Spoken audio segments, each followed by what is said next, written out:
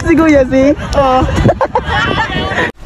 Magandang araw guys, narito na naman si Piu Piu naglalakad papuntang Sakayan. Bali ngayong araw nga pala guys, may event yung UAPSA UICAL. Tapos kung di ako nagkakamali, Thursday na rin ata nung araw na to.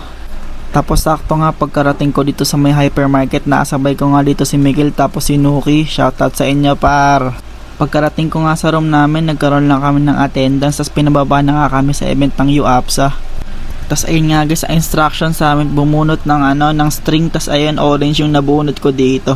Tapos ayun nga guys, sa activity lang kami, tapos nakalimutan ko mag video, tapos ito na tangalian na nga guys.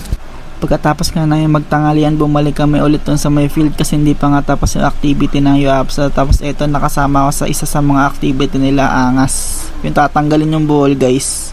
Tapos ayun yung last activity nga pala nila is parang sa Squid Game, yung yung red light, green light. Tapos eto nga si Kuya si, tawang tawa ako kasi naka sports mode, inangat pa niya yung pantalon niya, tapos nahuli agad.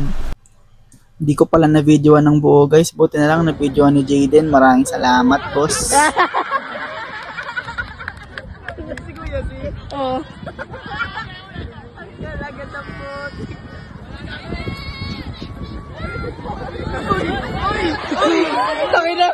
Rekta na!